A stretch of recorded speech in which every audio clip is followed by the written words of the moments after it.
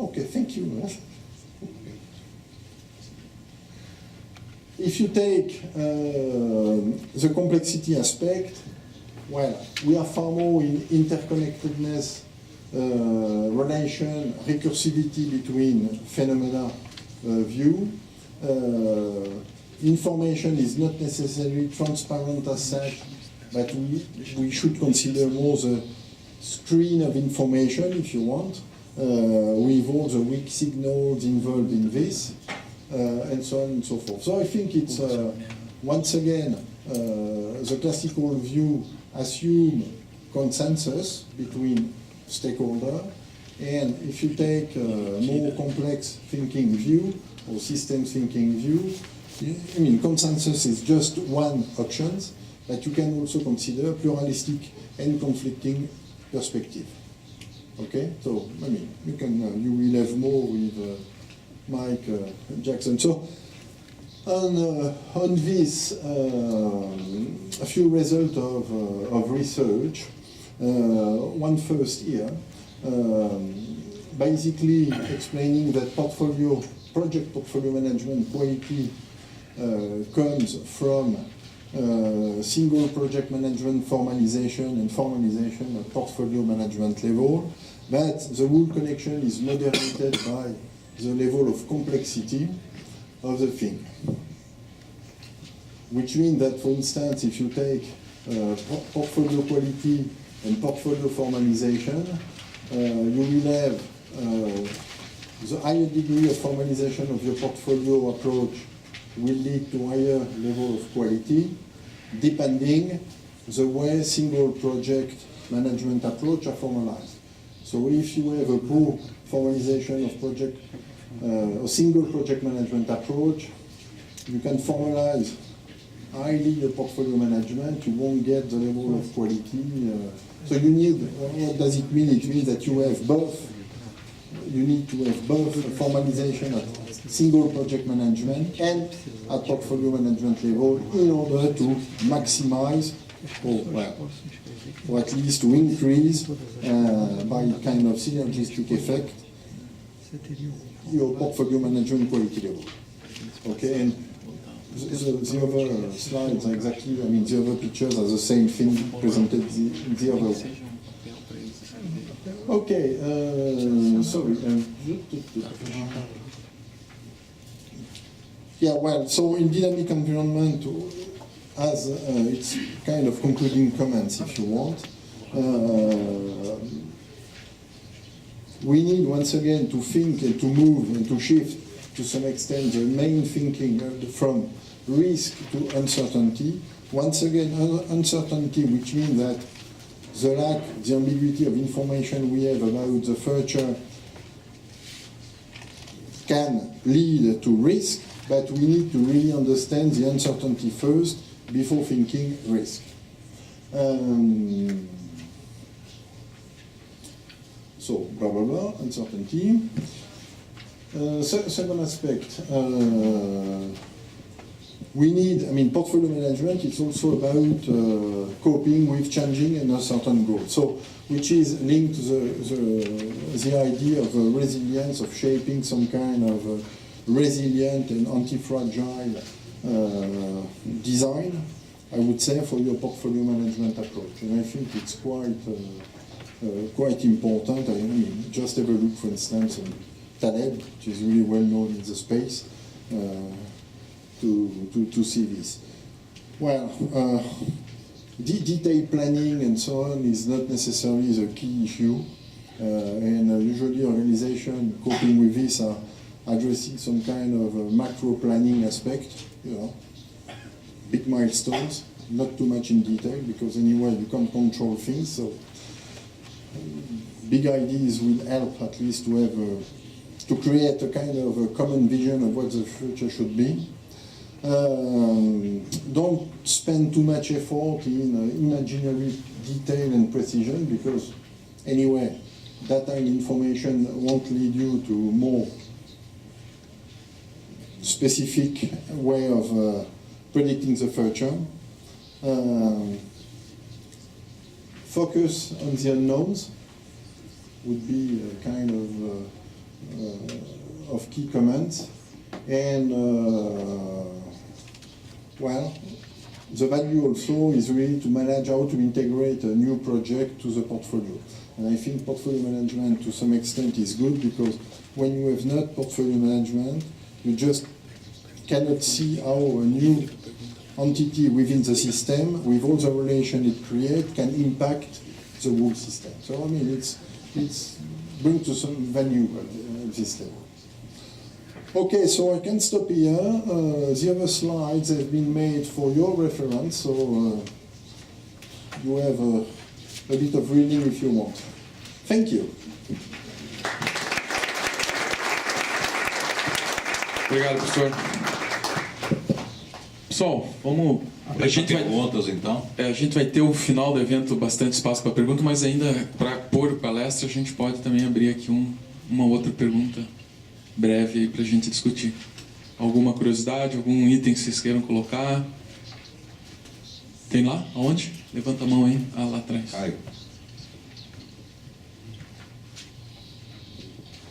Hi, Professor. My name is Caio. During your presentation, you mentioned... Você pode falar em português, daí ela traduz para ele aqui. Você tá com fone? Não tá. Ah, não tá. Então, por gentileza. During your presentation, you mentioned a little of keywords like leaders, key resources, right people, right place, project, talent management, negotiation, communication, and all of these little words led us to an issue that we have here in Brazil, that it's lack of these people, right people.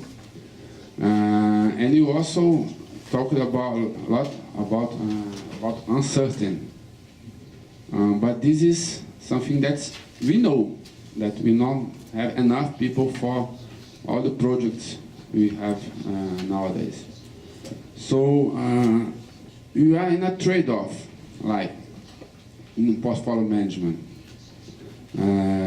Wait until you get all these people trained and take more time to develop the project, or do you think that we should go ahead without all that necessary people?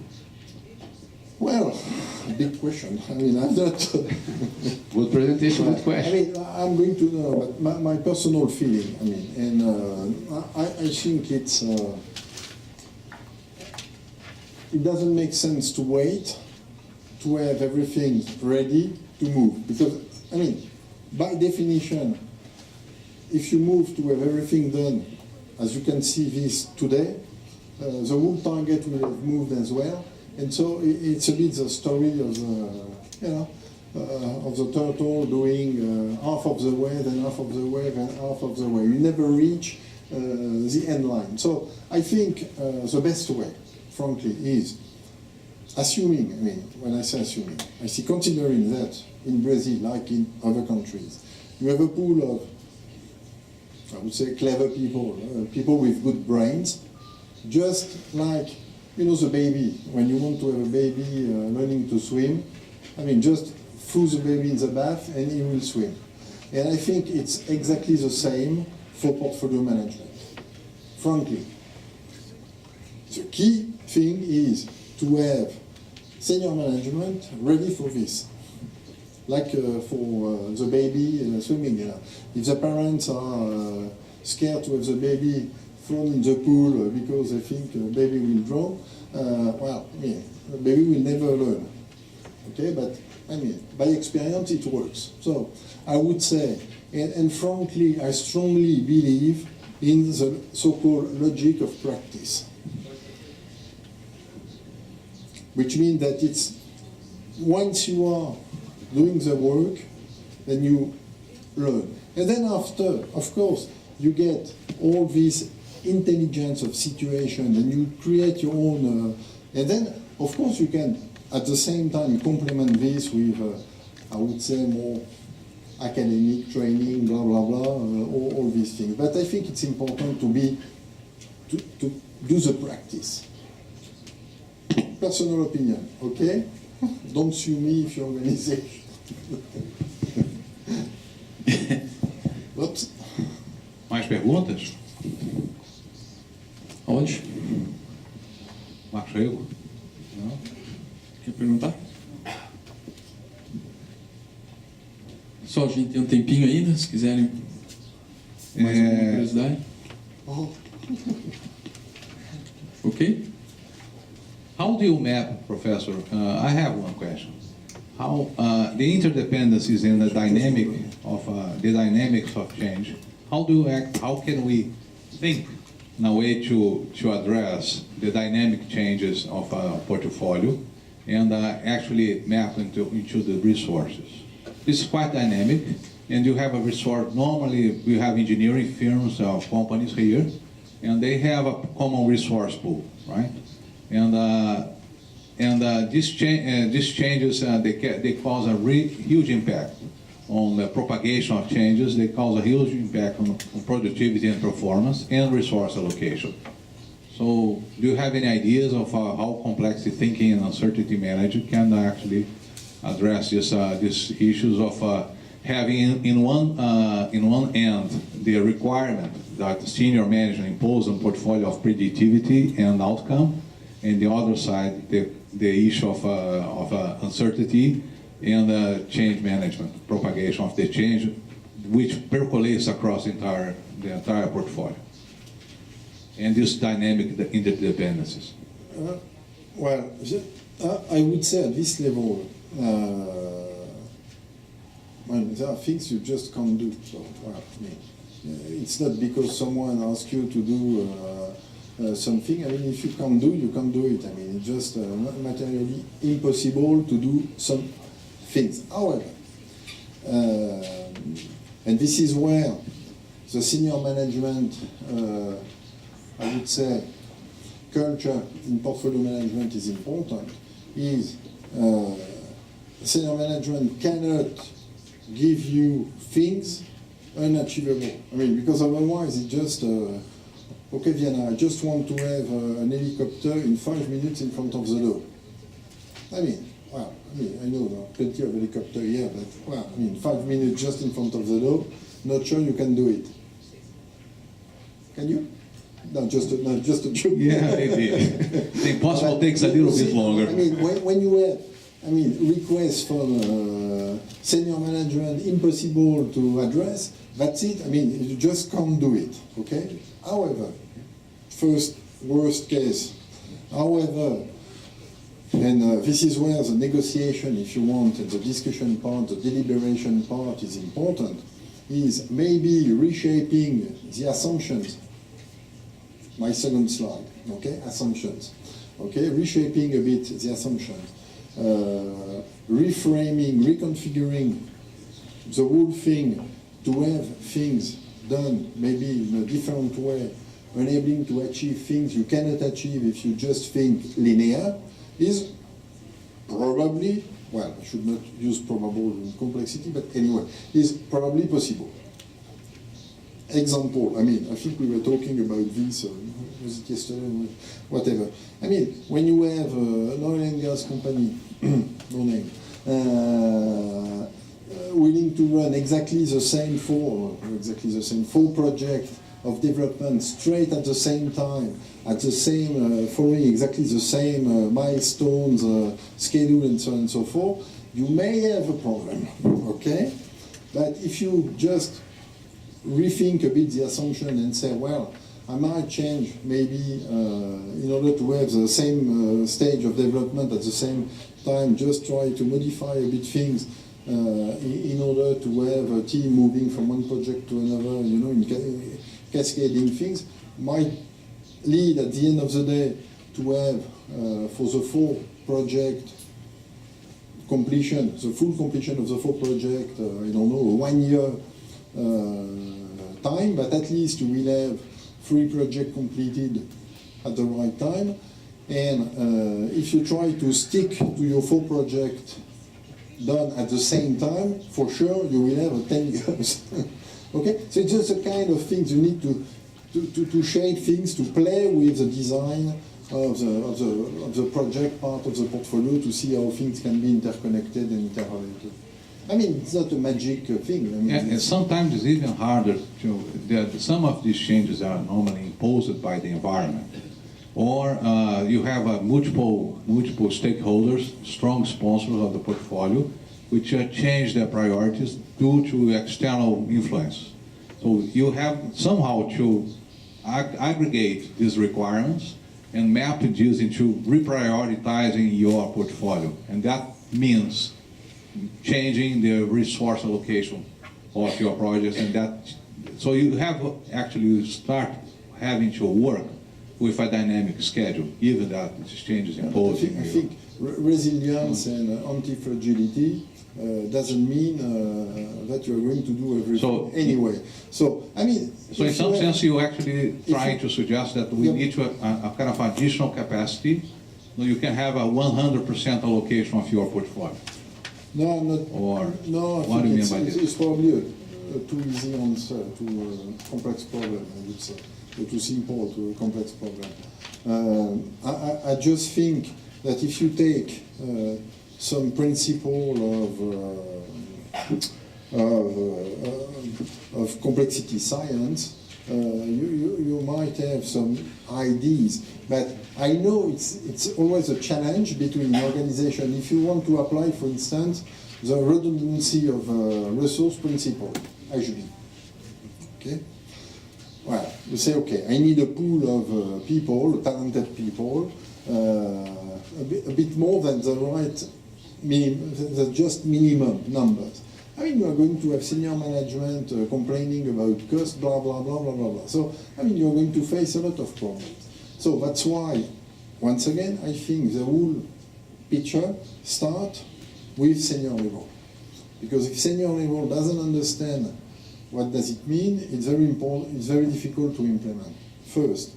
Secondly, once again, we are tackling complex things, which means that, and what we call black swan event and so on and so forth. I mean, you don't know how the current negotiation in Iran between US, Europe, blah, blah, blah, Iran will go. I mean, you don't know. Maybe tomorrow Israel will decide, for some reason, to have to conduct a nuclear attack to some Iranian. I mean, you just can't, you know. And if it's the case, you are going to have a problem in the Strait of Hormuz with all the oil and gas, and which means that the price of oil and gas will just, you know, skyrocket. In this case, maybe many projects in Brazil, we are not necessarily viable at a certain level of price of the barrel will become. But the problem is lag time. I mean, it's not just because you say, okay, that's great, the barrel, great. Not so great, but anyway, the barrel is at $200. So many projects we have frozen are going to become viable. I mean, so that's why, at the end of the day, this is the role of, probably senior people to create the condition of this kind of resilience, of anti-fragility, being able to use this uncertainty to develop some possible to grab some possible opportunities while trying as far as they can to moderate the bad side of the thing. But once again, I mean, to make things clear, there is no magic bullet. It's really a matter of thinking, and it comes from, I mean, the brain of the people at the end, okay? Thank you. Sorry to have no tools and techniques to bring. Well, I'm going to give you a model which I think is opposite to portfolio management, because there is a systems model which I'll discuss briefly this afternoon, which you're probably familiar with, Christophe, which is the viable system model, which to my view is an excellent way of conceptualizing portfolio management and the dynamics of portfolio management and the key important aspects of portfolio management. And if you're wanting a model that allows you to manage a portfolio such that it's resilient and it's anti-fragile, then I think you've got it with the viable system model. I just wondered whether you tried to think that through and map portfolio management onto the viable system model. just a quick thing. Mike, I know you were doing to speak about this kind of thing, and I fully agree, okay? And I mean, well, just between us, but in the slides, I show a specific slide with rationalistic, if you want, neoclassical, and a more, what I call conventional perspective. And I would add a VSM part of this thinking, because we shouldn't leave people with the idea that there are no possible solutions to this issue of the dynamism that occurs within the project portfolio and the portfolio environment, because there actually are ways of managing those things. Yeah. Ok? Mais perguntas? Temos tempo para mais uma pergunta. Bom, acho que tá bom também, Ok. 3 perguntas. Bom. Pessoal, agora a gente está no nosso tempo de coffee break, né? Então a gente dá uma paradinha aí, 10, 15 minutinhos, 15 minutos, e aí voltamos aqui para a segunda palestra, ok? Obrigado, professor brasileiro.